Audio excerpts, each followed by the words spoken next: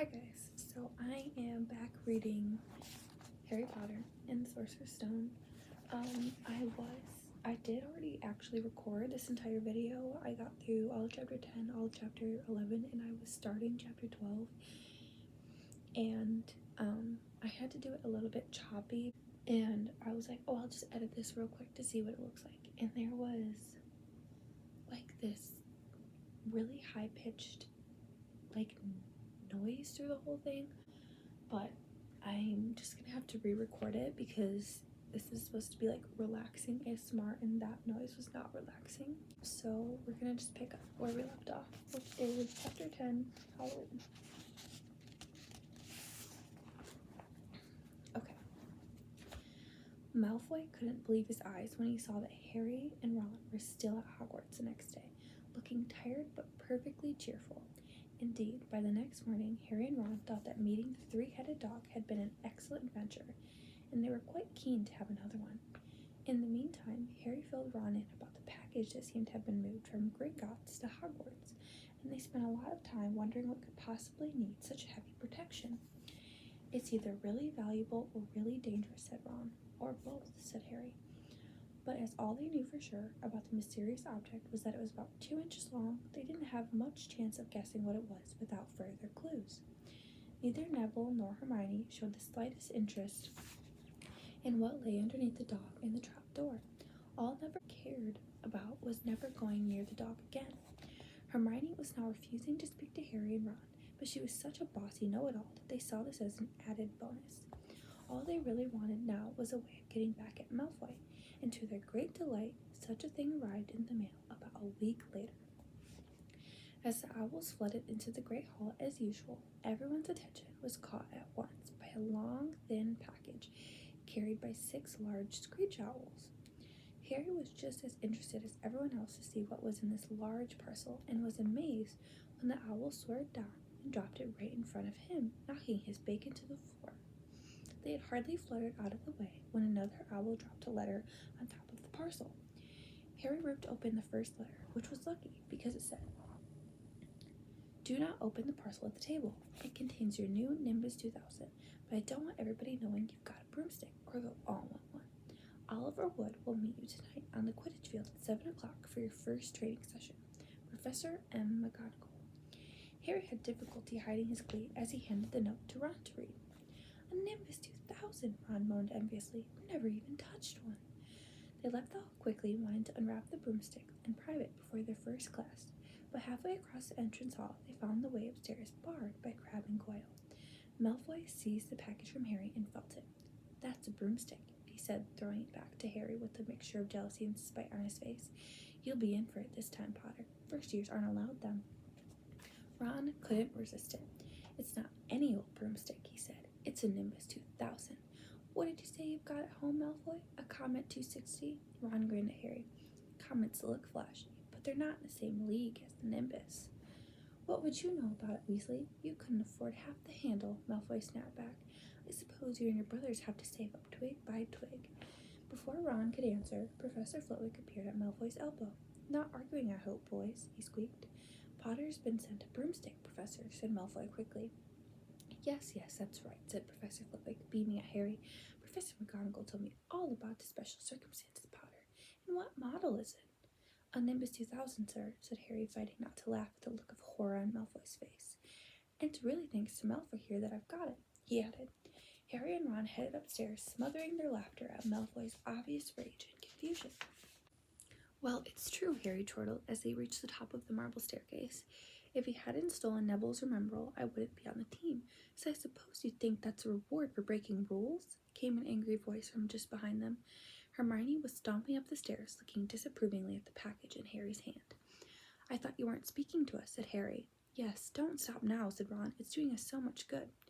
Hermione marched away with her nose in the air. Harry had a lot of trouble keeping his mind on his lessons that day.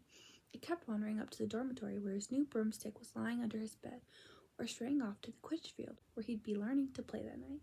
He bolted his dinner that evening without even noticing what he was eating, and then rushed upstairs with Ron to unwrap the Nimbus 2000 at last. "Wow," Ron sighed as the broomstick rolled onto Harry's bed. Even Harry, who knew nothing about the different brooms, thought it looked wonderful. Sleek and shiny, with a mahogany handle, it had a long tail of neat, straight twigs, and Nimbus 2000 written in gold near the top. As 7 o'clock drew nearer, Harry left the castle and set off in the dust toward the Quidditch field. He'd never been inside the stadium before. Hundreds of seats were raised in stands around the field so that the spectators were high enough to see what was going on. At either end of the field were 3 golden poles with hoops on the end. It reminded Harry of the little plastic sticks Muggle children blew bubbles through, except they were 50 feet high. Too eager to fly again to wait for wood, Harry mounted his broomstick and kicked off from the ground. What a feeling! He swooped in and out of the goalpost and then sped up and down the field. The Nimbus 2000 turned wherever he wanted at his slightest touch. "Hey, Potter, come down." Oliver Wood had arrived. He was carrying a large wooden crate under his arm. Harry landed next to him. "Very nice," said Wood, his eyes glinting. "I see what McGonagall meant. You really are a natural. I'm just going to teach you the rules this evening. Then you'll be joining team practice 3 times a week."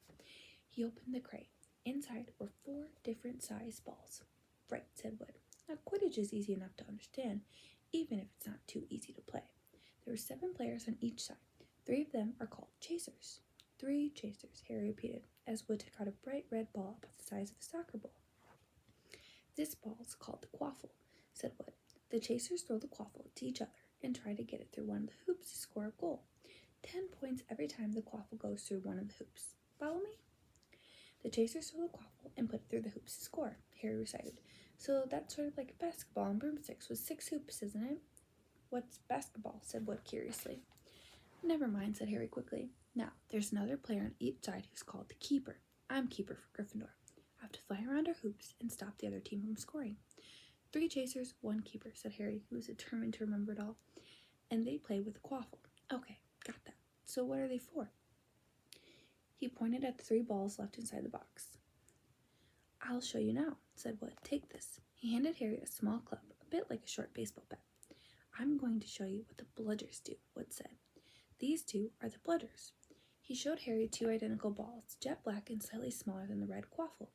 Harry noticed that they seemed to be straining to escape the straps holding them inside the box. "Stand back," Wood warned Harry. He bent down and freed one of the bludgers. At once, the black ball rose high in the air and then pelted straight at Harry's face. Harry swung at it with the bat to stop it from breaking his nose and sent it zigzagging away into the air.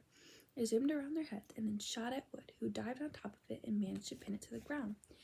"See?" Wood panted, forcing the struggling bludger back into the crate and strapping it down safely. "The bludgers rocket around, trying to knock players off their brooms. That's why you have 2 beaters on each team. The Weasley twins are on ours. It's their job to protect their side from the bludgers and try and knock them toward the other team. So, think you've got it all?" 3 chasers try and score with the quaffle. The keeper guards the goalpost. The beaters keep the bludgers away from their team. Harry reeled off. "Very good," said Wood. Have the bludgers ever killed anyone?" Harry asked, hoping he sounded offhand. "Never at Hogwarts. We've had a couple of broken jaws, but nothing worse than that. Now, the last member of the team is a seeker. That's you. And you don't have to worry about the quaffle or the bludgers. Unless they crack my head open. Don't worry, the Weasleys are more than a match for the bludgers. I mean, they're like a pair of human bludgers themselves." Wood reached into the crate and took out the 4th and last ball. Compared with the quaffle and the bludgers, it was tiny, about the size of a large walnut. It was bright gold and had little fluttering silver wings. "This," said Wood, "is a golden snitch, and it is the most important ball of the lot. It's very hard to catch because it's so fast and difficult to see. It's the seeker's job to catch it. You've got to weave in and out of the chasers, beaters, bludgers, and quaffle to get it before the other team's seeker, because whichever seeker catches a snitch wins his team an extra 150 points, so they nearly always win. That's why seekers get fouled so much. A game of Quidditch only ends when a snitch is caught, so it can go on for ages. I think the record is 3 months. They had to keep bringing on substitutes so the players could get some sleep." "Well, that's it. Any questions?" Harry shook his head. He understood what he had to do all right. It was doing it that was going to be the problem. "We won't practice with a snitch yet," said Wood carefully, shutting it back inside the crate. "It's too dark. We might lose it. Let's try you out with a few of these." He pulled a bag of ordinary golf balls out of his pocket, and a few minutes later, he and Harry were up in the air, Wood throwing the golf balls as hard as he could in every direction for Harry to catch. Harry didn't miss a single Wood. and Wood was delighted. After half an hour, night had nearly fallen, and they couldn't really carry on. "The Quidditch Club will have our name on it this year," said Wood happily as they trudged back up the castle. "I wouldn't be surprised if he turned out better than Charlie Weasley, and he could have played for England if he hadn't gone off chasing dragons."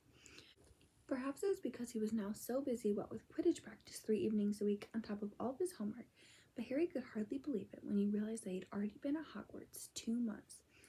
The castle felt more like home than Pivot Drive ever had. His lessons, too, were becoming more and more interesting now that they had mastered the basics. On Halloween morning, they woke to the delicious smell of bacon pumpkin wafting through the corridors. Even better, Professor Flitwick announced in terms that he thought they were ready to start making objects fly, something they had all been dying to try since they'd seen him make Neville's toad swim around the classroom. Professor Flitwick put the class into pairs to practice. Harry's partner was Seamus Finnegan, which was a relief because Neville had been trying to catch his eye. Ron, however, was to be working with Hermione Granger. It was hard to tell whether Ron or Hermione was angrier about this. She hadn't spoken to either of them since the day Harry's broomstick had arrived. "Now, don't forget the nice wrist movement we've been practicing," squeaked Professor Flitwick, perched on top of his pile of books as usual. "Swish and flick. Remember, swish and flick. And saying the magic words properly is very important too. Never forget Wizard Barufio, who said S instead of F and found himself on the floor with a buffalo on his chest." It was very difficult. Harry and Seamus swished and flicked, but the feather they were supposed to be sending skyward just lay on the desktop. Seamus got so impatient that he prodded it with his wand and set fire to it. Harry had to put it out with his hat. Ron at the next table wasn't having much more luck. "Wingardium Leviosa," he shouted, waving his long arms like a windmill. "You're saying it wrong," Harry heard Hermione snap. "It's Wingardium Leviosa. Make the gar nice and long." "You do it then if you're so clever," Ron snarled. Hermione rolled up the sleeves of her gown, flicked her wand, and said, "Wingardium Leviosa." Their feather rose off the desk and hovered about 4 feet above their heads. "Oh, well done," cried Professor Flitwick, clapping. "Everyone, see here, Miss Granger's done it." Ron was in a very bad mood by the end of class. "It's no wonder no one can stand her," he said to Harry as they pushed their way into the crowded corridor. "She's a nightmare, honestly." Someone knocked into Harry as they hurried past him. It was Hermione. Harry caught a glimpse of her face and was startled to see that she was in tears. "I think she heard you." "So," said Ron, but he looked a bit uncomfortable. "She must have noticed she's got no friends." Hermione didn't turn up for the next class and wasn't seen all afternoon. On their way down to the Great Hall for the Halloween feast, Harry and Ron overheard Parvati Patel telling her friend Lavender that Hermione was crying in the girls' bathroom and wanted to be left alone. Ron looked still more awkward at this, but a moment later they had entered the Great Hall, where the Halloween decorations put Hermione out of their minds. 1,000 live bats fluttered from the walls and ceiling, while 1,000 more swooped over the tables in low black clouds, making the candles and the pumpkins stutter. The feast appeared suddenly on the golden plates as it had at the start of term banquet. Harry was just helping himself to a baked potato when Professor Quirrell came sprinting into the hall, his turban askew and terror on his face. Everyone stared as he reached Professor Dumbledore's chair, slumped against the table, and gasped, "Troll! In the dungeons! Thought you ought to know." He then sank to the floor in a dead faint. There was an uproar. It took several purple firecrackers exploding from the end of Professor Dumbledore's wand to bring silence. "Prefects," he rumbled, "lead your houses back to the dormitories immediately." Percy was in his element. "Follow me. Stick together, first years. No need to fear the troll if you follow my orders. Stay close behind me now. Make way. First years coming through. Excuse me, I'm a prefect." "How could a troll get in?" Harry asked as they climbed the stairs. "Don't ask me. They're supposed to be really stupid," said Ron. "Maybe Peeves let it in for a Halloween joke." They passed different groups of people hurrying in different directions as they jostled their way through a crowd of confused Hufflepuffs. Harry suddenly grabbed Ron's arm. "I've just thought. Hermione. What about her? She doesn't know about the troll." Ron bit his lip. "Oh, all right," he snapped, "but Percy'd better not see us." Ducking down, they joined the Hufflepuffs going the other way, slipped down the deserted side corridor, and hurried off towards the girls' bathroom. They had just turned the corner when they heard quick footsteps behind them. "Percy!" hissed Ron, pulling Harry behind a large stone griffin. Peering around it, however, they saw not Percy, but Snape. He crossed the corridor and disappeared from view. "What's he doing?" Harry whispered. "Wasn't he down in the dungeons with the rest of the teachers?" "Search me." Quietly as possible, they crept along the next corridor after Snape's fading footsteps. "He's heading for the third floor," Harry said, but Ron held up his hand. "Can you smell something?" Harry sniffed, and a foul stench reached his nostrils, a mixture of old socks and the kind of public toilet no one seems to clean. And then they heard it, a low grunting and the shuffling footfalls of gigantic feet. Ron pointed at the end of the passage to the left. Something huge was moving toward them. They shrank into the shadows and watched as it emerged into a patch of moonlight. It was a horrible sight. 12 feet tall, its skin was a dull granite gray, its great lumpy body like a boulder with its small bald head perched on top like a coconut. It had short legs, thick as tree trunks, with flat, horny feet. The smell coming from it was incredible. It was holding a huge wooden club which dragged along the floor because its arms were so long. The troll stopped next to a doorway and peered inside. It waggled its long ears, making up its tiny mind, then slouched slowly into the room. "The key's in the lock," Harry muttered. "We could lock it in." "Good idea," said Ron nervously. They edged toward the open door, mouths dry, praying the troll wasn't about to come out of it. With one great leap, Harry managed to grab the key, slam the door, and lock it. Yes! Flushed with their victory, they started to run back up the passage, but as they reached the corner, they heard something that made their hearts stop. A high, petrified scream, and it was coming from the chamber they'd just chained up. "Oh no," said Ron, pale as a bloody baron. "It's the girls' bathroom," Harry gasped. "Hermione," they said together. It was the last thing they wanted to do, but what choice did they have? Wheeling around, they sprinted back to the door and turned the key, fumbling in their panic. Harry pulled the door open, and they ran inside. Hermione Granger was shrinking against the wall opposite, looking as if she was about to faint. The troll was advancing on her, knocking the sinks off the wall as it went. "Confuse it," Harry said desperately to Ron, and seizing a tap, he threw it as hard as he could against the wall. The troll stopped a few feet from Hermione and lumbered around, blinking stupidly to see what had made the noise. Its mean little eyes saw Harry. It hesitated, then made for him instead, lifting its club as it went. "Oi, bee-brain," said Ron from the other side of the chamber, and he threw a metal pipe at it. The troll didn't even seem to notice the pipe hitting its shoulder, but he heard the yell and paused again, turning its ugly snout toward Ron instead, giving Harry time to run around it. "Come on, run," Harry yelled at Hermione, trying to pull her toward the door, but she couldn't move. She was still flat against the wall, her mouth open with terror. The shout and the echoes seemed to be driving the troll berserk. It roared again and started toward Ron, who was nearest and had no way to escape. Harry then did something that was both very brave and very stupid. He took a great running jump and managed to fasten his arms around the troll's neck from behind. The troll couldn't feel Harry hanging around there, but even a troll would notice if you stick a long bit of wood up its nose, and Harry's wand had still been in his hand when he jumped. It had gone straight up one of the troll's nostrils. Howling in pain, the troll twisted and flailed its club, with Harry clinging on for dear life. Any second, the troll was going to rip him off or catch him a terrible blow with the club. Hermione had sunk to the floor in fright. Ron pulled out his own wand, not knowing what he was going to do. He heard himself cry the first spell that came into his head, Wingardium Leviosa. The club flew suddenly out of the troll's hand, rose high up in the air, and turned slowly over and dropped, with a sickening crack, onto its owner's head. The troll swayed on the spot and then fell flat on its face, with a thud that made the whole room tremble. Harry got to his feet. He was shaking and out of breath. Ron was standing there with his wand still raised, staring at what he had done. It was Hermione who spoke first. "Is it dead?" "I don't think so," said Harry. "I think it's just been knocked out." He bent down and pulled his wand out of the troll's nose. It was covered in what looked like lumpy gray glue. Ugh, troll boogers. He wiped it on the troll's trousers.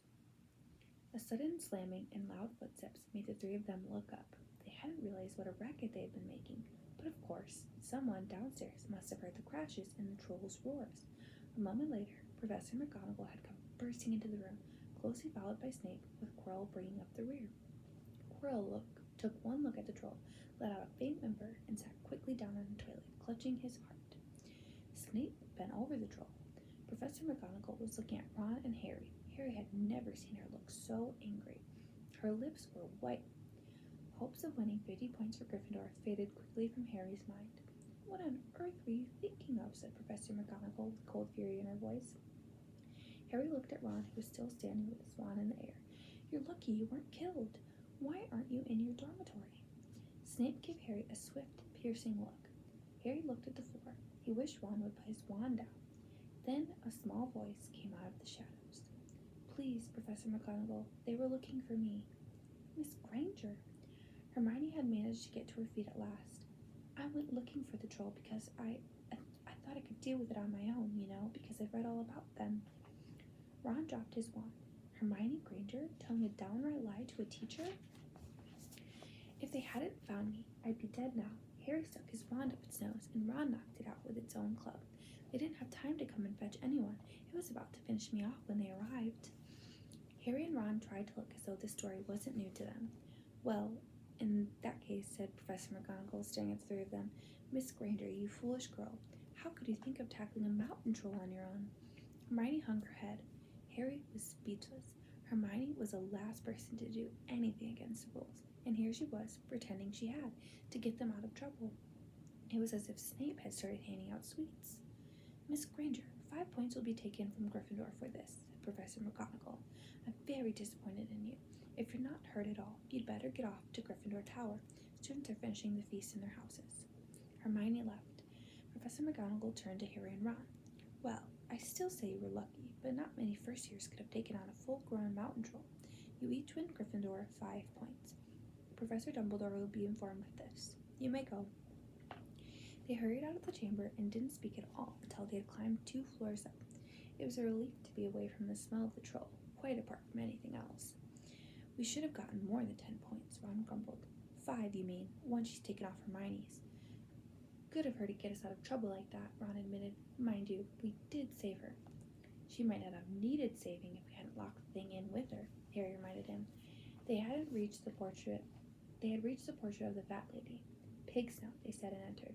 The common room was packed and noisy. Everyone was eating the food that had been sent up. Hermione, however, stood alone by the door, waiting for them. There was a very embarrassed pause. Then, none of them looking at each other, they all said thanks and hurried off to get plates. But from that moment on, Hermione Granger became their friend. There are some things you can't share without ending up liking each other, and knocking out a 12-foot mountain troll is one of them. Now on to Chapter 11, Quidditch. As they entered November, the weather turned very cold. The mountains around the school became icy gray, and the lake like chilled steel. Every morning, the ground was covered in frost. Hagrid could be seen from the upstairs windows to frosting broomsticks on the Quidditch field, bundled up in a long moleskin overcoat, rabbit fur gloves, and enormous beaver skin boots. The Quidditch season had begun. On Saturday, Harry would be playing in his first match after weeks of training, Gryffindor versus Slytherin. If Gryffindor won, they would move up into second place in the house championship. Hardly anyone had seen Harry play because Wood had decided that as their secret weapon, Harry should be kept, well, secret. But the news that he was playing Saker had leaked out somehow, and Harry didn't know which was worse. People telling him he'd be brilliant, or people telling him they'd be running around underneath him holding a mattress. It was really lucky that Harry now had Hermione as a friend. He didn't know how he'd have gotten through all of his homework without her. What with all the last-minute Quidditch practice Wood was making him do. She had also lent him Quidditch Through the Ages, which turned out to be a very interesting read. Harry learned that there were 700 ways of committing a Quidditch foul, and that all of them had happened during a World Cup match in 1473. The Seekers were usually the smallest and fastest players, and the most serious Quidditch accidents seemed to happen to them. That although people rarely died playing Quidditch, referees had been known to vanish and turn up months later in the Sahara Desert. Hermione had become a bit more relaxed about breaking rules since Harry and Ron had saved her from the mountain troll, and she was much nicer for it. The day before Harry's first Quidditch match, the three of them were out in the freezing courtyard during break, and she had conjured them up a bright blue fire that could be carried around in a jam jar. They were standing with their backs to it, getting warm, when Snape crossed the yard. Harry noticed at once that Snape was limping. Harry, Ron, and Hermione moved closer together to block the fire from view. They were sure it wouldn't be allowed. Unfortunately, something about their guilty faces caught Snape's eye. He limped over. He hadn't seen the fire, but he seemed to be looking for a reason to tell them off anyway. What's that you got there, Potter? It was Quidditch through the ages. Harry showed him. Library books are not to be taken outside the school, said Snape. Give it to me. 5 points from Gryffindor. He's just made that rule up, Harry muttered angrily as Snape limped away. Wonder what's wrong with his leg. Dunno, but I hope it's really hurting him, said Ron bitterly. The Gryffindor common room was very noisy that evening. Harry, Ron, and Hermione sat together next to a window. Hermione was checking Harry and Ron's charm homework for them. She would never let them copy. How will you learn? By asking her to read it through, they got the right answers anyway. Harry felt restless. He wanted Quidditch through the ages back, to take his mind off his nerves about tomorrow. Why should he be afraid of Snape? Getting up, he told Ron and Hermione he was going to ask Snape if he could have it. Better you than me, they said together, but Harry had an idea that Snape wouldn't refuse if there were other teachers listening. He made his way to the staff room and knocked. There was no answer. He knocked again. Nothing. Perhaps Snape had left the book in there. It was worth a try. He pushed the door ajar and peered inside, and a horrible scene met his eyes. Snape and Filch were inside, alone. Snape was holding his robes above his knees. One of his legs was bloodied and mangled. Filch was handing Snape bandages. Blasted thing, Snape was saying. How are you supposed to keep your eyes on all three heads at once? Harry tried to shut the door quietly, but Potter! Snape's face was twisted with fury as he dropped his robes quickly to hide his leg. Harry gulped. I just wondered if I could have my book back. Get out! Out! Harry left before Snape could take any more points from Gryffindor. He sprinted back upstairs. Did you get it? Ron asked as Harry joined them. What's the matter? In a low whisper, Harry told them what he'd seen. You know what this means, he finished breathlessly. He tried to get past the three-headed dog at Halloween. That's where he was going when we saw him. He's after whatever it's guarding. And I bet my broomstick he let that troll in to make a diversion. Hermione's eyes were wide. No, he wouldn't. I know he's not very nice, but he wouldn't try and steal something Dumbledore was keeping safe. Honestly, Hermione, you think all teachers are saints or something? Snapped Ron. I'm with Harry. I wouldn't put anything past Snape. But what's he after? What's that dog guarding? Harry went to bed with his head buzzing with the same questions. Neville was snoring loudly, but Harry couldn't sleep. He tried to empty his mind. He needed to sleep. He had to. He had his first Quidditch match in a few hours, but the expression on Snape's face when Harry had seen his leg wasn't easy to forget. The next morning dawned very bright and cold. The great hall was full, the delicious smell of fried sausage, and the cheerful chatter of everyone looking forward to a good Quidditch match. You've got to eat some breakfast. I don't want anything. Just a bit of toast, wheedled Hermione. I'm not hungry. Harry felt terrible. In an hour's time, he'd be walking onto the field. Harry, you need your strength, said Seamus Finnegan. Seekers are always the ones who get clobbered by the other teams. Thanks, Seamus, said Harry, watching Seamus pile ketchup on his sausages. By 11 o'clock, the whole school seemed to be out in the stands around the Quidditch pitch. Many students had binoculars. The seats might be raised high in the air, but it was still difficult to see what was going on sometimes. Ron and Hermione joined Neville, Seamus, and Dean the West Hand fan up in the top row. As a surprise for Harry, they had painted a large banner on one of the sheets Scabbers had ruined. It said Potter for President, and Dean, who was good at drawing, had done a large Gryffindor lion underneath. Then Hermione had performed a tricky little charm so that the paint flashed different colors. Meanwhile, in the locker room, Harry and the rest of the team were changing into their scarlet Quidditch robes. Slytherin would be wearing green. Wood cleared his throat for silence. Okay, men, he said. And woman, said Chaser Angelina Johnson. And woman, Wood agreed. This is it. The big one, said Fred Weasley. The one we've all been waiting for, said George. We know Oliver's speech by heart, Fred told Harry. We were on the team last year. Shut up, you two, said Wood. This is the best team Gryffindor's had in years. We're going to win. I know it. He glared at them all as if to say, or else. Right, it's time. Good luck, all of you. Harry followed Fred and George out of the locker room and, hoping his knees weren't going to give way, walked into the field to loud cheers. Madame Hooch was refereeing. She stood in the middle of the field waiting for the two teams, her broom in her hand. Now, I want a nice, fair game, all of you, she said, once they were all gathered around her. Harry noticed that she seemed to be speaking particularly to the Slytherin captain, Marcus Flint, a six-year. Out of the corner of his eye, he saw the fluttering banner high above, flashing Potter for President over the crowd. His heart skipped. He felt braver. Mount your brooms, please. Harry clambered onto his Nimbus 2000. Madame Hooch gave a loud blast on her silver whistle. 15 brooms rose up, high, high into the air. They were off. and the quaffle is taken immediately by Angelina Johnson of Gryffindor. What an excellent chaser that girl is, and rather attractive too. Jordan. Sorry, Professor. The Weasley twins' friend Lee Jordan was doing the commentary for the match, closely watched by Professor McGonagall. And she's really belting along up there. A neat pass to Alicia Spinnet, a good friend of Oliver Wood's. Last year only a reserve. Back to Johnson, and nope, the Slytherins have taken the quaffle. Slytherin captain Marcus Flint gains the quaffle, and off he goes. Flint flying like an eagle up there. He's going to stopped by an excellent move by Gryffindor keeper Wood, and the Gryffindors take the quaffle. That's Chaser Katie Bell of Gryffindor there. Nice dive around Flint. Off up the field, and ouch, that must have hurt. Hit in the back of the head by a bludger. Quaffle taken by the Slytherins. That's Adrian Pusey speeding off toward the goalpost, but he's blocked by a second bludger, sent his way by Fred or George Weasley. Can't tell which. Nice play by the Gryffindor beater. Anyway, and Johnson back in possession of the quaffle. A clear field ahead, and off she goes. She's really flying. Dodges speeding bludger. The goalposts are ahead. Come on now, Angelina. Keeper Bletchley dives. Misses. Gryffindor scores. Gryffindor cheers filled the cold air with howls and moans from the Slytherins. Budge up there, move along. Hagrid. Ron and Hermione squeezed together to give Hagrid enough space to join them. Been watching from me hot, said Hagrid, patting a large pair of binoculars around his neck, but it isn't the same as being in the crowd. No sign of the snitch yet, eh? Nope, said Ron. Harry hasn't had much to do yet. Kept out of trouble, though, that's something, said Hagrid, raising his binoculars and peering skyward at the speck that was Harry. Way up above them, Harry was gliding over the game, squinting about for some sign of the snitch. This was part of his and Wood's game plan. Keep out of the way until you catch sight of the snitch, Wood had said. We don't want you attacked before you have to be. When Angelina had scored, Harry had done a couple of loop-de-loops to let off his feelings. Now he was back to staring around for the snitch. Once he caught sight of a flash of gold, but it was just a reflection from one of the Weasleys' wristwatches, and once the bludger decided to come pelting his way, more like a cannonball than anything, but Harry dodged it, and Fred Weasley came chasing after it. All right there, Harry, he had time to yell as he beat the bludger furiously toward Marcus Flint. Slytherin in possession, Lee Jordan was saying. Chaser Pusey ducks 2 bludgers, 2 Weasleys, and Chaser Bell and speeds towards the... Wait a minute, was that the snitch?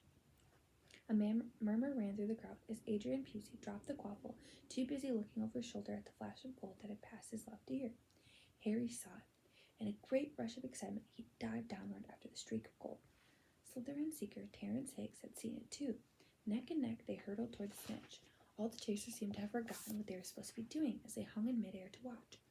Harry was faster than Higgs. He could see the little round ball, wings fluttering, darting up ahead. He put on an extra spurt of speed. Wham! A roar of rage echoed from the Gryffindors below. Marcus Flint had blocked Harry on purpose, and Harry's broom spun off course, Harry holding on for dear life. Foul! Screamed the Gryffindors. Madame Hooch spoke angrily to Flint and then ordered a free shot at the goalpost for Gryffindor. But in all the confusion, of course, the golden snitch had disappeared from sight again. Down in the stands, Dean Thomas was yelling, "Send him off, ref! Red card!" "What are you talking about, Dean?" said Ron. "Red card," said Dean furiously. "In soccer, you get shown the red card and you're out of the game." "But this isn't soccer, Dean," Ron reminded him. Hagrid, however, was on Dean's side. They ought to change the rules. Flint could have knocked Harry out of the air. Lee Jordan was finding it difficult not to take sides. So, after the obvious and disgusting bit of cheating, "Jordan," growled Professor McGonagall. "I mean, after the open and revolting foul." "Jordan, I'm warning you." All right. Flint nearly kills a Gryffindor seeker, which could happen to anyone, I'm sure. So a penalty to Gryffindor taken by Spinnet, who puts it away. No trouble, and we continue to play. Gryffindor is still in possession. It was as Harry dodged another bludger, which went spinning dangerously past his head, that it happened. His broom gave a sudden, frightening lurch. For a split second, he thought he was going to fall. He gripped the broom tightly with both his hands and knees. He'd never felt anything like that. It happened again.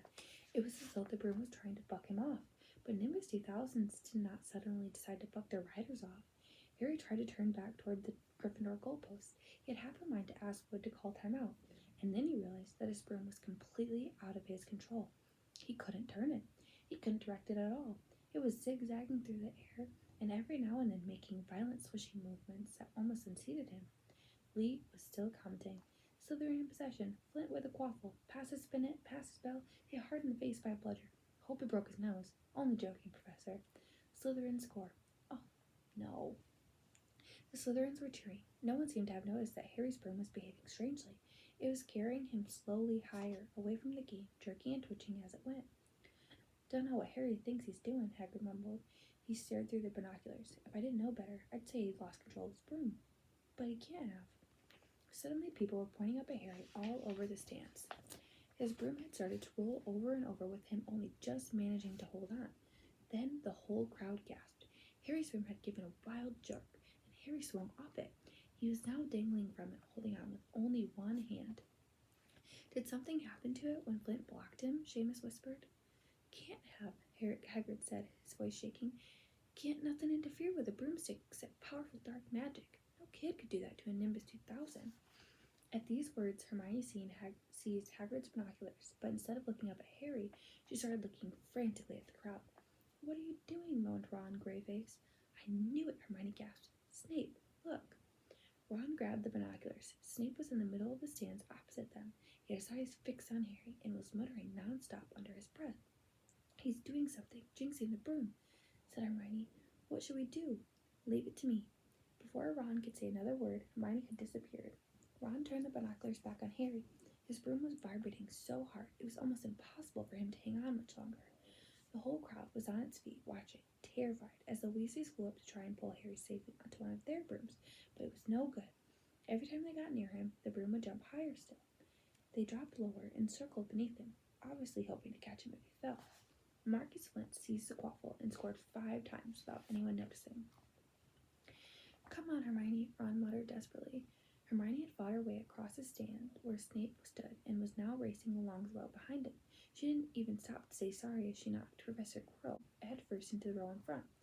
Reaching Snape, she crouched down and pulled out her wand and whispered a few well-chosen words.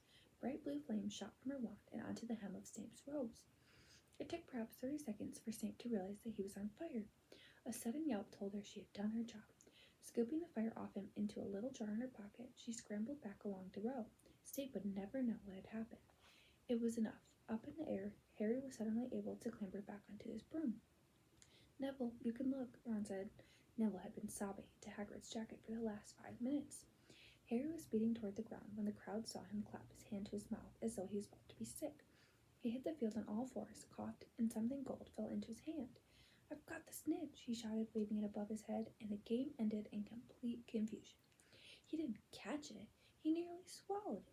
Flint was still howling 20 minutes later, but it made no difference. Harry hadn't broken any rules, and Lee Jordan was still happily shouting the results. Gryffindor had won by 170 points to 60. Harry heard none of this, though. He was being made a cup of strong tea back in Hagrid's hut with Ron and Hermione. It was Snape, Ron was explaining. Hermione and I saw him. He was cursing your broomstick, muttering he wouldn't take his eyes off you.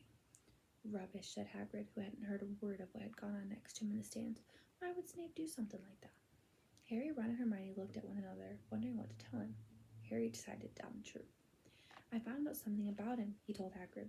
He tried to get past that 3-headed dog on Halloween. It bit him. We think he was trying to steal whatever it's guarding. Hagrid dropped the teapot. How do you know about Fluffy? He said. Fluffy? Yeah, he's mine. Bought him off a Greek chappie I met in the pub last year. I lent him to Dumbledore to guard the... Yes, said Harry eagerly. Now, don't ask me any more, said Hagrid gruffly. That's top secret, that is. But Snape's trying to steal it. Rubbish, said Hagrid again. Snape's a Hogwarts teacher. He'd do nothing of the sort. So why did he just try and kill Harry? Cried Hermione. The afternoon's events certainly seemed to have changed her mind about Snape. I know a jinx when I see one. Hagrid, I've read all about them. You've got to keep eye contact. And Snape wasn't blinking at all. I saw him. I'm telling you, you're wrong, said Hagrid hotly. I don't know why Harry's broom acted like that, but Snape wouldn't try to kill a student. Now listen to me, all 3 of you. You're meddling in things that don't concern you. It's dangerous. You forget that dog and you forget what it's guarding. That's between Professor Dumbledore and Nicholas Flamel. Ha, said Harry. So there's someone called Nicholas Flamel involved, is there? Hagrid looked furious with himself. Now we're on to Chapter 12, The Mirror of Erised. Christmas was coming. One morning in mid-December, Hogwarts woke to find itself covered in several feet of snow. The lake frozen solid, and the Weasley twins were punished for bewitching several snowballs so that they followed Quirrell around, bouncing off the back of his turban. The few owls that managed to battle their way through the stormy sky to deliver mail had to be nursed back to health by Hagrid before they could fly off again. No one could wait for the holidays to start. While the Gryffindor common room and the Great Hall had roaring fires, the drafty corridors had become icy, and a bitter wind rattled the windows from the classrooms. Worst of all were Professor Snape's classes down in the dungeons, where their breath rose in a mist before them, and they kept as close as possible to their hot cauldrons. "I do feel so sorry," said Draco Malfoy one potion class, "for all those people who have to stay at Hogwarts for Christmas because they're not wanted at home." He was looking over at Harry as he spoke. Crabbe and Goyle chuckled. Harry, who was measuring out the powdered spine of lionfish, ignored them. Malfoy had been even more unpleasant than usual since the Quidditch match. Disgusted that the Slytherins had lost, he had tried to get everyone laughing at how a wide-mouthed tree frog would be replacing Harry as Seeker next. Then he'd realized that nobody found this funny, because they were all so impressed at the way Harry had managed to stay on his bucking broomstick. So Malfoy, jealous and angry, had gone back to taunting Harry about having no proper family. It was true that Harry wasn't going back to Pivot Drive for Christmas.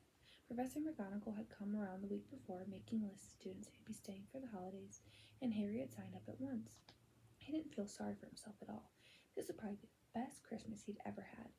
Ron and his brothers were staying too, because Mr. and Mrs. Weasley were going to Romania to visit Charlie. When they left the dungeons at the end of potions, they found a large fir tree blocking the corridor ahead. Two enormous feet sticking out at the bottom, and a loud puffing sound told them that Hagrid was behind it. "Hi, Hagrid. Want my help?" Ron asked, sticking his head through the branches. "Nah, I'm alright. Thanks, Ron." "Would you mind moving out of the way?" came Malfoy's cold drawl from behind them. "Are you trying to earn some extra money, Weasley? Hoping to be a gamekeeper yourself when you leave Hogwarts? I suppose that Hood of Hagrid's must seem like a palace compared to what your family's used to." Ron dived at Malfoy just as Snape came up the stairs. "Weasley!" Ron let go of the front of Malfoy's robes. "You has provoked Professor Snape," said Hagrid, sticking his huge, hairy face out from behind the tree. "Malfoy was insulting his family." "Be that as it may, fighting is against Hogwarts rules, Hagrid," and said Snape silkily. 5 points from Gryffindor, Weasley, and be grateful it isn't more. Move along, all of you." Malfoy, Crabbe, and Goyle pushed roughly past the tree, scattering needles everywhere and smirking. "I'll get him," said Ron, grinding his teeth at Malfoy's back. "One of these days I'll get him." "I hate them both," said Harry, Malfoy, and Snape. "Come on, cheer up. It's nearly Christmas," said Hagrid. "Tell you what, come with me and see the Great Hall. Look's a treat."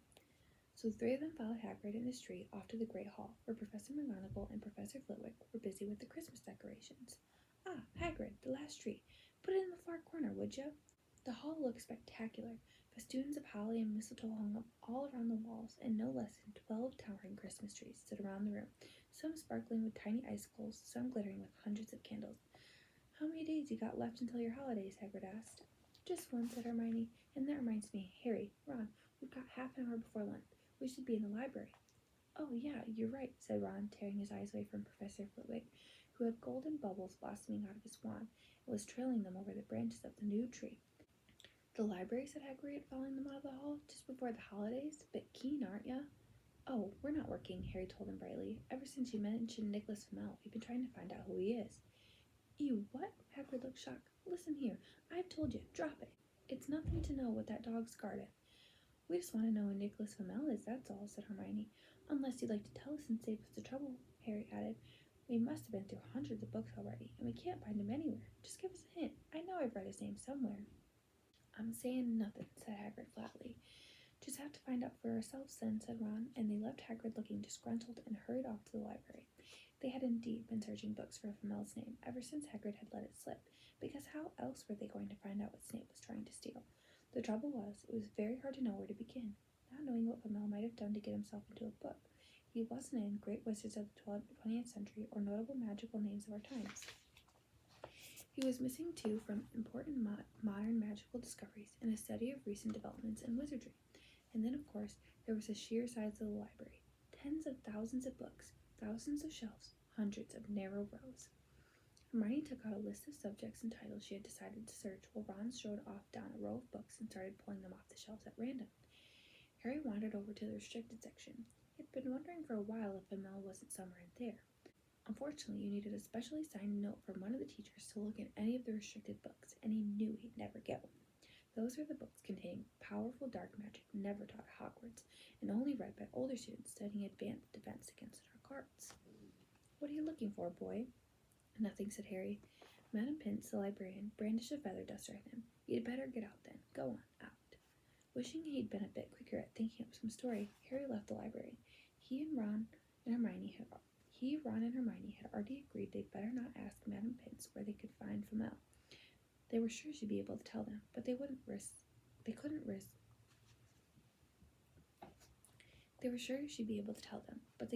Snape hearing what they were up to. Harry waited outside in the corridor to see if the other two had found anything, but it wasn't very hopeful. They had been looking for 2 weeks after all, but as they had only had odd moments between lessons, it wasn't surprising they'd found nothing. What they really needed was a nice long search without Madame Pince breathing down their necks. 5 minutes later, Ron and Hermione joined him, shaking their heads. They went off to lunch. "You'll keep looking while I'm away, won't you?" said Hermione, "and send me an owl if you find anything. And you could ask your parents if they know who Flamel is," said Ron. "It'd be safe to ask them." "Very safe, as they're both dentists," said Hermione. Once the holidays had started, Ron and Harry were having too good a time to think much about Flamel. They had a dormitory to themselves, and the common room was far emptier than usual, so they were able to get the good armchairs by the fire. They sat by the hour, eating anything they could spear on a toasting fork: bread, English muffins, marshmallows, and plotting ways of getting Malfoy expelled, which were fun to talk about even if they wouldn't work. Ron also started teaching Harry wizard chess.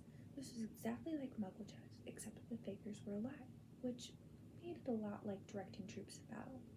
Ron's set was very old and battered. Like everything else he owned, it had once belonged to someone else in his family, in this case, his grandfather. However, old chessmen weren't a drawback at all. Ron knew them so well he never had trouble getting them to do what he wanted. Harry played a chessman Seamus Finnegan had lent him, and they didn't trust him at all. He wasn't a very good player yet, and they kept shouting different bits of advice at him, which was confusing. "Don't send me there. Can't you see his knight? Send him. We can't afford to lose him." On Christmas Eve, Harry went to bed looking forward to the next day for the food and the fun, but not expecting any presents at all. When he woke early in the morning, however, the first thing he saw was a small pile of packages at the foot of his bed. "Merry Christmas," said Ron sleepily as Harry scrambled out of bed and pulled on his bathrobe. "You too," said Harry. "Wait, look at this. I've got some presents." "What did you expect? Turnips?" said Ron, turning to his own pile, which was a lot bigger than Harry's. Harry picked up the top parcel. It was wrapped in thick brown paper, and scrawled across it was, "To Harry from Hagrid." Inside was a roughly cut wooden flute. Hagrid had obviously whittled it himself. Harry blew it. It sounded a bit like an owl. A second very small parcel contained, "We received your message and enclosed your Christmas present from Uncle Vernon and Aunt Petunia." Taped to the note was a 50-pence piece. "That's friendly," said Harry. Ron was fascinated by the 50 pence. "Weird," he said. What a shape. This is money?" "You can keep it," said Harry, laughing at how pleased Ron was. Hagrid and my aunt and uncle. So who sent these?" "I think I know who that's from," said Ron, turning a bit pink and pointing to a very lumpy parcel. "My mom. I told her you didn't expect any presents, and—" "Oh no," he groaned, "she made you a Weasley sweater." Harry had torn apart the parcel to find a thick, hand-knitted sweater in emerald green and a large box of homemade fudge. "Every year she makes us a sweater," said Ron, unwrapping his own, "and mine's always maroon." "That's really nice of her," said Harry, trying the fudge, which was very tasty. The next present also contained candy, a large box of chocolate frogs from Hermione. Thus only left one parcel. Harry picked it up and felt it. It was very light. He unwrapped it. Something fluid and silvery gray went slithering to the floor where it lay in gleaming folds. Ron gasped. "I've heard of those," he said in a hushed voice, dropping the box of every flavor of beans he'd gotten from Hermione. "If that's what I think it is, they're really rare and really valuable." "What is it?" Harry picked the shining silvery cloth off the floor. It was strange to the touch, like water woven into material. "It's an invisibility cloak," said Ron, a look of awe on his face. "I'm sure it is. Try it on." Harry threw the cloak around his shoulders, and Ron gave a yell. "It is! Look down!" Harry looked down at his feet, but they were gone. He dashed to the mirror. Sure enough, his reflection looked back at him, just his head suspended in mid-air, his body completely invisible. He pulled the cloak over his head, and his reflection vanished completely. "There's a note," said Ron suddenly. "A note fell out of it." Harry pulled out the cloak and seized the letter. Written in narrow, loopy writing he had never seen before were the following words: "Your father left this in my possession before he died. It is time it was returned to you. Use it well. Very Merry Christmas to you." There was no signature. Harry stared at the note. Ron was admiring the cloak. "I'd give anything for one of these," he said. "Anything. What's the matter?" "Nothing," said Harry. He felt very strange. He Who had sent him the cloak? Had it really once belonged to his father? Before he could say or think anything else, the dormitory door was flung open, and Fred and George Weasley bounded in. Harry stuffed the cloak quickly out of sight. He didn't feel like sharing it with anyone else yet. Merry Christmas. Hey look, Harry's got a Weasley sweater too. Fred and George were wearing blue sweaters, one with a large yellow F on it and the other a G. Harry's is better than ours, said Fred, holding up Harry's sweater. She obviously makes more of an effort if you're not family. Why aren't you wearing yours, Ron? George demanded. Come on, get it on. They're lovely and warm. I hate maroon, Ron moaned half-heartedly as he pulled it over his head. You haven't got a letter on yours, George observed. I suppose she thinks you don't forget your name, but we're not stupid. We know we're called Cred and Forge. What's all this noise? Percy Weasley stuck his head through the door, looking disapproving. He had clearly gotten halfway through unwrapping his presents as he, too, carried a lumpy sweater over his arm, which Fred seized. P for prefect. Get it on, Percy. Come on, we're all wearing ours. Even Harry got one. I don't want, said Percy thickly as the twins forced the sweater over his head, knocking his glasses askew. And you're not sitting with the prefects today either, said George. Christmas is a time for family. They frog-marched Percy from the room, his arms pinned to his side by his sweater. Harry had never in all his life had such a Christmas dinner. 100 fat roast turkeys, mountains of roast and boiled potatoes, platters of chipolatas, tureens of buttered peas, silver boats of thick, rich gravy and cranberry sauce, and stacks of wizard crackers, every few feet along the table. These fantastic party favors were nothing like the feeble muggle ones the Dursleys usually bought, with their little plastic toys and their flimsy paper hats inside. Harry pulled a wizard cracker with Fred, and it didn't just bang. It went off with a blast like a cannon and engulfed them all in a cloud of blue smoke, while from the inside it exploded a rear admiral's hat and several live white mice. Up at the high table, Dumbledore had swapped his pointed wizard's hats for a flowered bonnet. It was chuckling merrily at a joke Professor Flitwick had just read him. Flaming Christmas pudding followed the turkey. Percy nearly broke his teeth on a silver sickle embedded in his slice. Harry watched Hagrid getting redder and redder in the face as he called for more wine, finally kissing Professor McGonagall on the cheek, who, to Harry's amazement, giggled and blushed, her top hat lopsided. When Harry finally left the table, he was laden down with a stack of things after crackers, including a pack of non-explodable luminous balloons, a grow-your-own-warts kit, and his own new wizard's chess set. The white mice had disappeared, and Harry had a nasty feeling they were going to end up as Mrs. Norris's Christmas dinner. Harry and the Weasleys spent a happy afternoon having a furious snowball fight on the grounds. Then, cold, wet, and gasping for breath, they returned to the fire in the Gryffindor common room, where Harry broke in his new chess set by losing spectacularly to Ron. He suspected he wouldn't have lost so badly if Percy hadn't tried to help him so much. After a meal of turkey sandwiches, crumpets, trifle, and Christmas cake, everyone felt too full and sleepy to do much before bed, except sit and watch Percy chase Fred and George all over Gryffindor Tower because they'd stolen his prefect badge. It had been Harry's best Christmas day ever, yet something had been nagging at the back of his mind all day. Not until he climbed into bed was he free to think about it, the invisibility cloak and whoever had sent it. Ron, full of turkey and cake, and with nothing mysterious to bother him, fell asleep almost as soon as he'd drawn the curtains of his four-poster. Harry leaned over the side of his own bed and pulled the cloak out from under it. His father's. This had been his father's. He let the material flow over his hands, smoother than silk, light as air. Use it well, the note had said. He had to try it. And how? He slipped out of bed and wrapped the cloak around himself. Looking down at his legs, he saw only moonlight and shadows. It was a very funny feeling. Use it well. Suddenly, Harry felt wide awake. The whole of Hogwarts was open to him in this cloak. Excitement flooded through him as he stood there in the dark and silence. He could go anywhere, and Filch would never know. Ron grunted in his sleep. Should Harry wake him? Something held him back. His father's cloak. He felt it this time, the first time he wanted to use it. Alone. He crept out of the dormitory, down the stairs, across the common room, and climbed through the porch hole. Who's there? Squawked the fat lady. Harry said nothing. He walked quickly down the corridor. Where should he go? He stopped, his heart racing in thought. And then it came to him, the restricted section in the library. He'd be able to read as long as he liked, as long as it took to find out who Flamel was. He set off, drawing the invisibility cloak tight around him as he walked. The library was pitch black and very eerie. Harry lit a lamp to see his way along the rows of books. The lamp looked as if it was floating along in mid-air, and even though Harry could feel his arms supporting it, the sight gave him the creeps. The restricted section was right at the back of the library. Stepping carefully over the rope that separated these books from the rest of the library, he held up his lamp to read the titles. They didn't tell him much. Their peeling, faded gold letters spelled words in languages Harry couldn't understand. Some had no title at all. One book had a dark stain on it that looked horribly like blood. The hairs on the back of Harry's neck prickled. Maybe he was imagining it, maybe not, but he thought faint whispering was coming from the books, as though they knew someone was there who shouldn't be.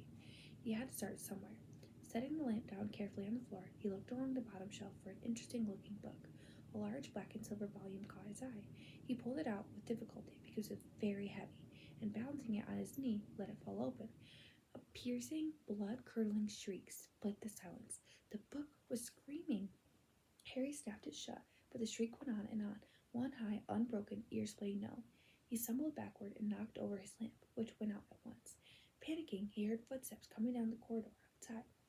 Stuffing the shrieking book back on the shelf, he ran for it. He passed Filch in the doorway, Filch's pale, wild eyes looking straight through him, and Harry slipped under Filch's outstretched arm and streaked off up the corridor, the book's shriek still ringing in his ears. He came to a sudden halt in front of a tall suit of armor. He had been so busy getting away from the library, he hadn't paid attention to where he was going. Perhaps because it was dark, he didn't recognize where he was at all.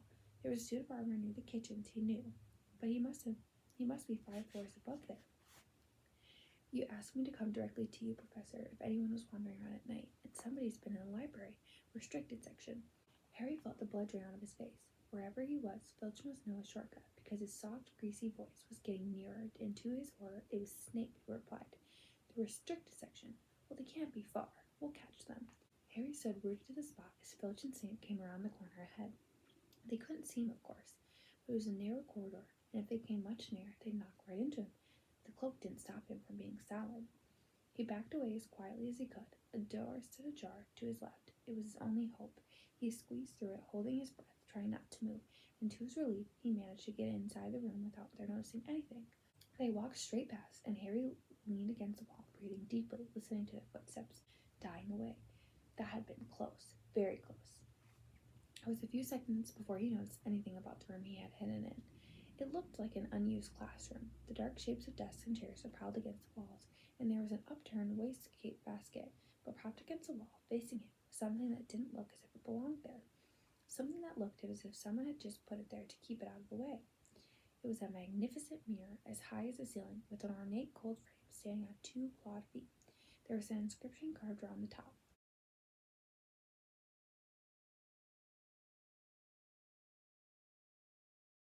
His panic fading now that there was no sound of Filch and Snape, Harry moved nearer to the mirror, wanting to look at himself, but see no reflection again. He stepped in front of it. He had to clap his hands to his mouth to stop himself from screaming. He whirled around. His heart was pounding far more fiercely than when the book had screamed, for he had not seen only himself in the mirror, but a whole crowd of people standing right behind him. But the room was empty. Breathing very fast, he turned slowly back to the mirror. There he was, reflected in it, white and scared looking, and there, reflected behind him, were at least 10 others.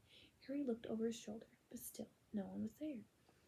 Or were they all invisible too? Was he in fact in a room full of invisible people, and the mirror's trick was that it reflected them, invisible or not? He looked in the mirror again. A woman standing right behind his reflection was smiling at him and waving. He reached out a hand and felt the ear behind him. If she was really there, he touched her. The reflections were so close together, but he felt only air. She and the others existed only in the mirror. She was a very pretty woman. She had dark red hair, and her eyes were just like mine, Harry thought, edging a little closer to the glass. Bright green, exactly the same shape, but then he noticed that she was crying, smiling, but crying at the same time. The tall, thin, black-haired man sitting next to her put his arm around her. He wore glasses, and his hair was very untidy. It stuck up at the back, just as Harry's did. Harry was so close to the mirror now that his nose was nearly touching that of his reflection. "Mom?" he whispered. "Dad?" They just looked at him, smiling, and slowly Harry looked into the faces of the people in the mirror and saw other pairs of green eyes like his, other noses like his, even a little old man who looked as though he had Harry's knobbly knees. Harry was looking at his family for the first time in his life. The Potter smiled and waved at Harry, and he stared hungrily back at them. His hands pressed flat against the glass as though he was hoping to fall right through it and reach them. He had a powerful kind of ache inside him, half joy, half terrible sadness. How long he stood there, he didn't know. The reflections did not fade, and he looked and looked until a distant noise brought him back to his senses. He couldn't stay here. He had to find his way back to bed. He tore his eyes away from his mother's face, whispered, "I'll come back," and hurried from the room. "You could have woken me," said Ron crossly. "You can come tonight. I'm going back. I want to show you the mirror." "I'd like to see your mom and dad," said Ron eagerly, "and I want to see all your family. All the Weasleys you'll be able to show me, your other brothers and everyone. You can see them any old time," said Ron. "Just come around my house this summer. Anyway, maybe it only shows dead people. Shame about not finding Flamel, though. Have some bacon or something. Why aren't you eating anything?" Harry couldn't eat. He had seen his parents and would be seeing them again tonight. He had almost forgotten about Flamel. It didn't seem very important anymore. Who cared what the three-headed dog was guarding? What did it matter if Snape stole it, really? "Are you all right?" said Ron. "You look odd." What Harry feared most was that he might not be able to find the mirror again. With Ron covered in the cloak, too, they had to walk much more slowly the next night. They tried retracing Harry's route from the library, wandering around the dark passageways for nearly an hour. "I'm freezing," said Ron. "Let's forget it and go back." "No," Harry hissed. "I know it's here somewhere."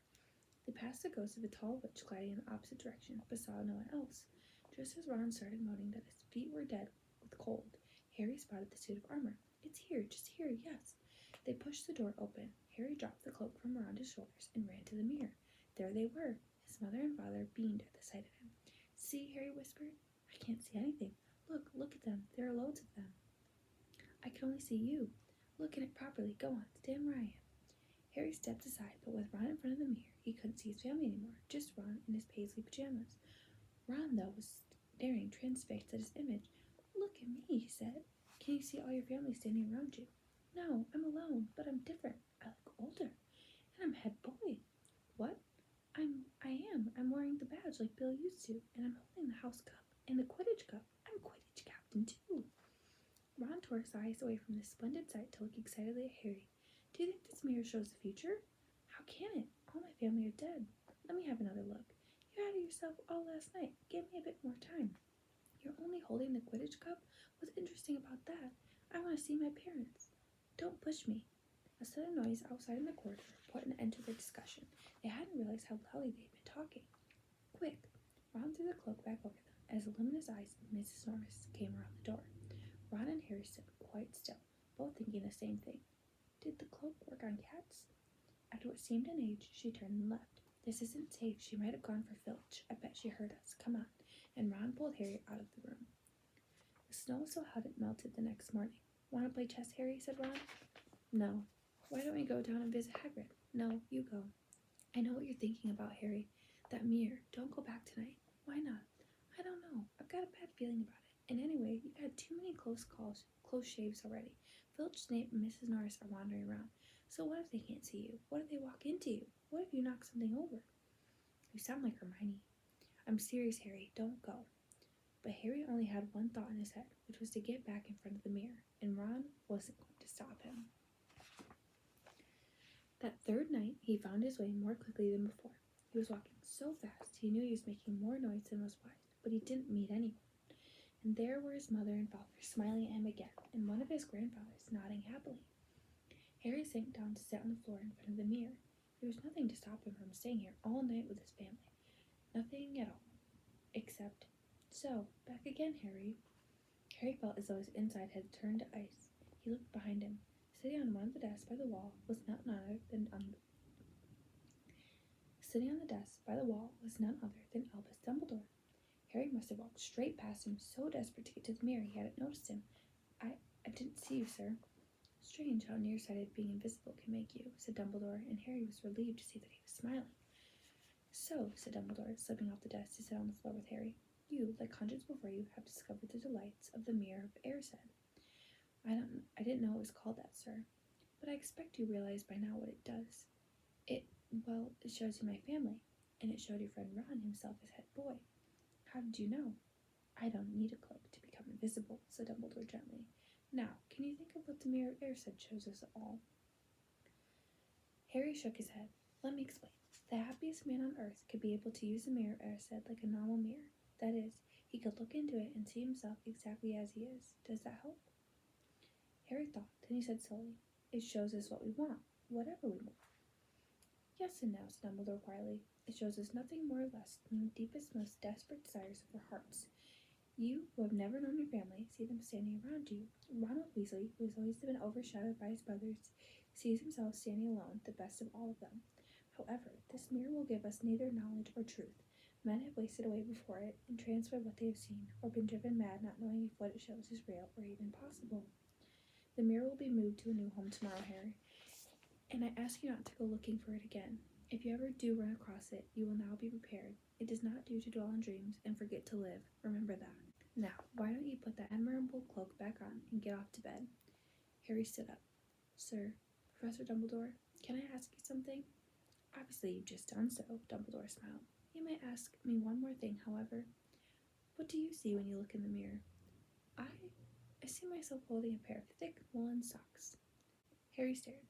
One can never have enough socks, said Dumbledore. Another Christmas has come and gone. I didn't get a single pair. People will insist on giving me books. It was only when he was back in bed that it struck Harry that Dumbledore might not have been quite truthful. But then he thought, as he shoved Scabbers off his pillow, it had been quite a personal question. That was the end of chapter 12, and we will pick up in the next video at chapter 13.